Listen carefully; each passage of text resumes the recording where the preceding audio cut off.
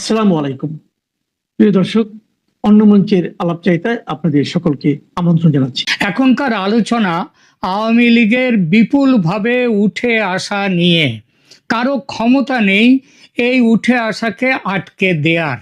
দেশের মিডিয়াকে ভয় দেখিয়ে, লোভ দেখিয়ে সত্যি খবর চেপে রাখতে সফল হয়েছে বটে ইউনূস সাহেবের সরকার। মানুষকে বলছে বটে যে সব ঠিক হ্যাঁ। ফ্যাসিস্ট হাসিনাকে মানুষ আগের মতোই ঘৃণা করে, আর সরকারের সুরে সুর মিলিয়ে একই গান গাইছে বাংলাদেশের মিডিয়া। কিন্তু আন্তর্জাতিক সংবাদ মাধ্যম ঠিক খুঁজে বের করছে সব ঠিক নেই। তারা ঠিক দেখছে আওয়ামী লীগ জেগে উঠেছে, বন্যার জলের মতো ভাসিয়ে দিচ্ছে দেশের মানুষকে। সিঙ্গাপুরের বিখ্যাত সংবাদ মাধ্যম দ্য সিঙ্গাপুর পোস্ট তার ২৬ সেপ্টেম্বর সংখ্যায় এক বড় সড়ো প্রবন্ধ লিখেছে শেখ হাসিনার দলের এই তীব্র গতিতে উঠে আসা নিয়ে।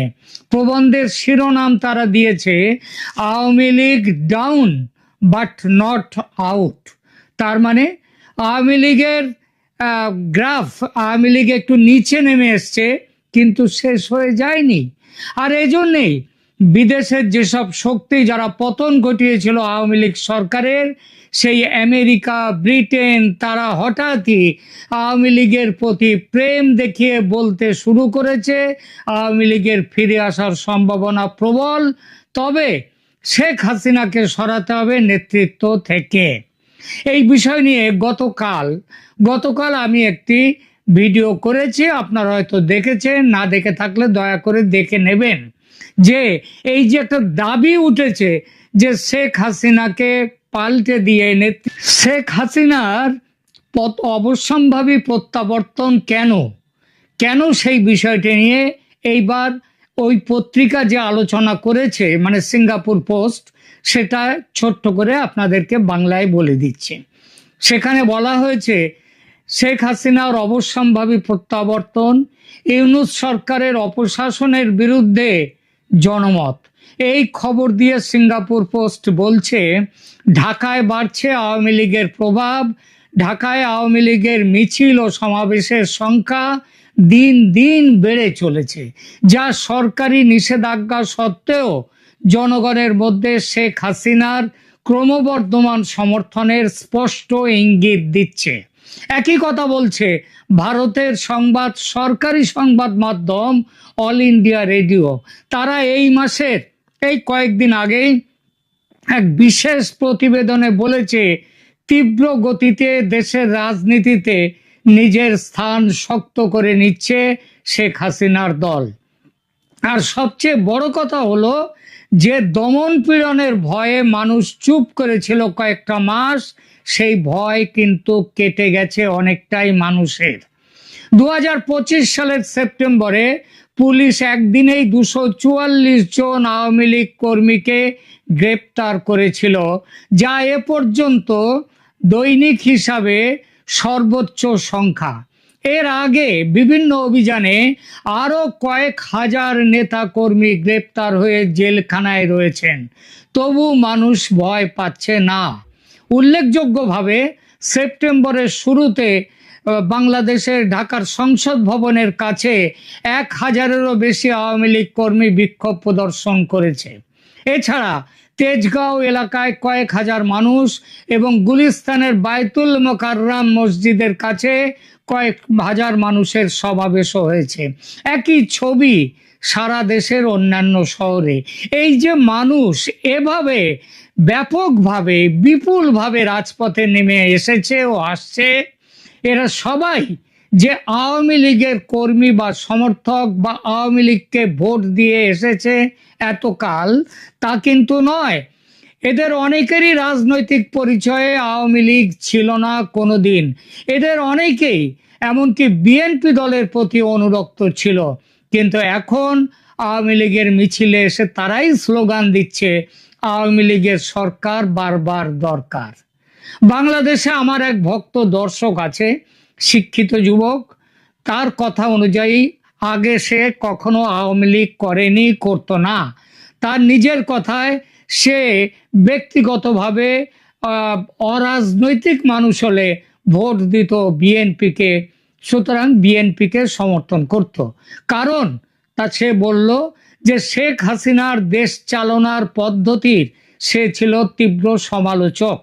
তার বিএনপিকে সমর্থন করার আরো একটা বড় কারণ, মুক্তিযুদ্ধের সমস্ত শ্রেয় শেখ হাসিনার পরিবার দখল করে নেয়ার যে রাজনীতি, সেই রাজনীতির সে বিরোধী।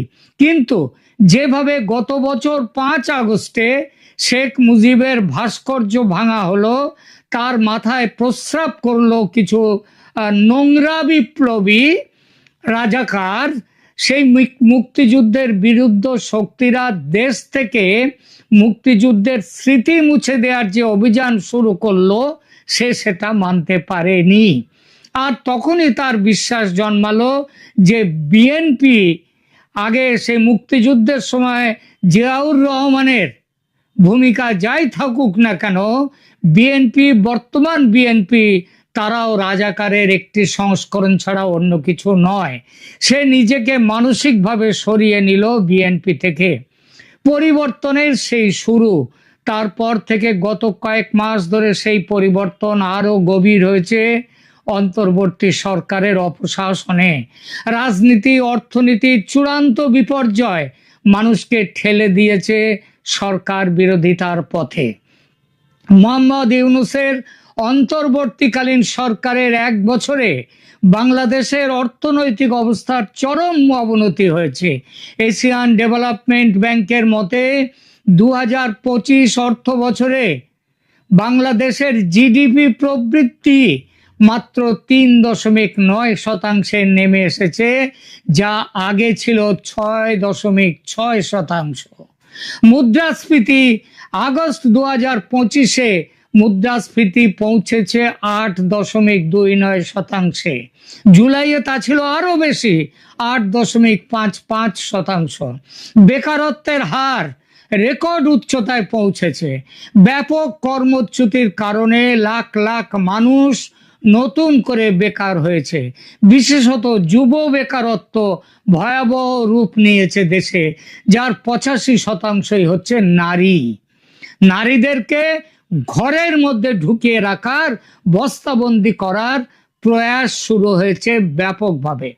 আন্তর্জাতিক মুদ্রা তহবিল IMF বাংলাদেশকে আর ঋণ না দেয়ার সিলিং আরোপ করে দিয়েছে, যা দেশের চলতি $8.44 বিলিয়ন ঋণের ওপরে আর উঠতে পারবে না।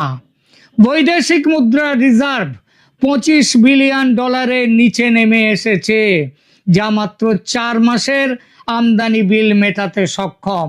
আইন শৃঙ্খলা পরিস্থিতি অবনতি ভয়াবহ। ইউনূস সরকারের আমলে আইন শৃঙ্খলা পরিস্থিতির মারাত্মক অবনতি। সব দিকে বেড়েছে মব সন্ত্রাস। বাংলাদেশে হিন্দু, বৌদ্ধ, খ্রিস্টান ঐক্য পরিষদের প্রতিবেদন অনুযায়ী 2024 সালের 4 আগস্ট থেকে 5 আগস্ট থেকে 2025 সালের জুন পর্যন্ত 330 দিনে 2442টি সাম্প্রদায়িক হামলার ঘটনা ঘটেছে। এটাও রেকর্ড হয়নি, থানা থেকে পুলিশ ফেরত দিয়েছে, এরকম ঘটনাও অজস্র। এর মধ্যে রয়েছে, এই সাম্প্রদায়িক হামলার মধ্যে রয়েছে সংখ্যালঘুদের হত্যা, মানে হিন্দুদের হত্যা, ধর্ষণ, উপাসনালয়ে হামলা এবং সংখ্যালঘু পরিবারের ঘরবাড়ি সম্পত্তি দখল। এই যে আপনারা এই যে শুনলেন খাগড়াছড়িতে 1-2 দিন আগে সেখানে একটি উপজাতি মহিলা, পাহাড়ি মেয়ের, স্কুলের মেয়ে, তাকে ধর্ষণ করা হয়েছে এবং সেই নিয়ে পাহাড়ে এখন আগুন জ্বলছে। শুধুমাত্র 2025 সালের প্রথম 7 মাসে 300টি শিশুকন্যা নির্যাতনের ঘটনা ঘটেছে। মাগুরা জেলায় এক 8 বছরের মেয়ের সাথে ধর্ষণ ও হত্যার ঘটনার পর সারা দেশে প্রতিবাদ, তীব্র প্রতিবাদ হয়। নিজেদের সমস্ত ব্যর্থতা ঢাকতে এই সরকার শেখ হাসিনার কৃত অত্যাচারের বিচারের কথা বলে নিজেদের ব্যর্থতা চেপে দেওয়ার চেষ্টা করছে। মানুষ প্রথম দিকে সরকারের এই প্রয়াস বুঝতে পারেনি, কিন্তু এখন বুঝে গেছে। আন্তর্জাতিক অপরাধ ট্রাইব্যুনাল শেখ হাসিনার অনুপস্থিতিতে বিচার শুরু করেছে মানবতা বিরোধী অপরাধের অভিযোগে।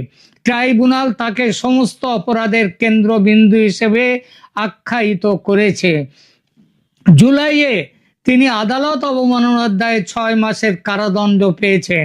বাংলাদেশ ভারতের কাছে তার প্রত্যর্পণের জন্য আনুষ্ঠানিক অনুরোধ পাঠিয়েছে, কিন্তু ভারত বুঝিয়ে দিয়েছে তারা হাসিনাকে ফেরত পাঠাবে না। বাংলাদেশের সাধারণ মানুষের মনে প্রশ্ন, কিন্তু যে হাসিনা যদি তার আমলে ঘটে থাকা সমস্ত অন্যায় অত্যাচারের জন্য দায়ী হন, তাহলে এই আমলে ইউনূস কেন তার আমলের অত্যাচারের জন্য দায়ী করে তার বিচার হবে না ট্রাইব্যুনালে? বাংলাদেশের সাধারণ মানুষ ওই যে হাসিনাকে ভারত ফেরত পাঠাবে না বলেছে, তার জন্য ভারতের এই সিদ্ধান্তে এখন ক্ষুব্ধ নয়, বরং তারা স্পষ্ট বলেছে এবং বলছে যে বঙ্গবন্ধুকে কন্যাকে আশ্রয় দেওয়ার জন্য তারা ভারতের প্রতি কৃতজ্ঞ। আওয়ামী লীগের নিষিদ্ধকরণ ও সাধারণ মানুষের প্রতিক্রিয়াও ক্রমশ ইউনূস সরকারের বিরুদ্ধে গিয়েছে। 2025 সালের মে মাসে আওয়ামী লীগকে সন্ত্রাস বিরোধী আইনের অধীনে নিষিদ্ধ ঘোষণা করার বিষয়ে মানুষ এখন প্রকাশ্যে বলছে, আওয়ামী লীগ দল হিসেবে কি দোষ করলো? দোষ করে থাকতে পারে কিছু নেতা কর্মী, তার পুরো দায় কেন দলের ওপর দিয়ে নিষিদ্ধ করা হবে দলকে?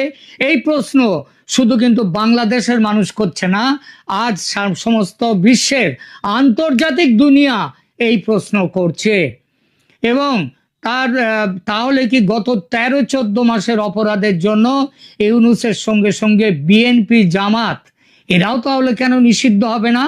নিষেধাজ্ঞায় বলা হয়েছে যে আওয়ামী লীগ ও তার সহযোগী সংগঠনগুলো রাষ্ট্রকে অকার্যকর করার উদ্দেশ্যে সন্ত্রাসী কার্যকলাপে জড়িত। মানুষ মানতেই চায় না যে আওয়ামী লীগ কখনো সন্ত্রাসের পক্ষে থাকতে পারে। তারা বাংলাদেশের জন্ম দিয়েছে। তারা বাংলাদেশ যে আজকে একটি রাষ্ট্র, স্বাধীন রাষ্ট্র, তার কৃতিত্ব আওয়ামী লীগের। সেই আওয়ামী লীগ সন্ত্রাসের সঙ্গে যুক্ত হবে? আর অভিযোগ কারা করছে? এই জামাত, বিএনপি, এরা যে সরকার তৈরি করেছে সেই সরকার। বরং এর উল্টোটাই সত্যি। 2004 সালের গ্রেনেড হামলায় বিএনপির তারেক রহমানের ভূমিকা কেউ ভোলেনি, তা সে যতই তারেককে মামলা থেকে খালাস দেয়া হোক না কেন। আর জামায়াতের ভূমিকা, তার প্রমাণ তো ভুরি ভুরি। আসলে এই নিষেধাজ্ঞা সত্ত্বেও সাধারণ মানুষ সহমর্মী ও সহযোদ্ধা হয়ে উঠছে আওয়ামী লীগের কর্মীদের পাশে। এতকাল আওয়ামী লীগের সঙ্গে জড়িত ছিলেন না যারা, তারাও নিয়মিত আকস্মিক মিছিল ও সমাবেশ করে চলেছে, যা প্রমাণ করে যে জনগণের মধ্যে দলটির ক্রমবর্ধমান প্রভাব। বাংলাদেশের মেইন স্ট্রিম সংবাদ মাধ্যম পর্যন্ত লিখতে বাধ্য হচ্ছে যে আওয়ামী লীগের মিছিল থেকে গ্রেপ্তার হওয়া ব্যক্তিদের 80% সঙ্গে আওয়ামী লীগের কোনো দিন যোগ ছিল না।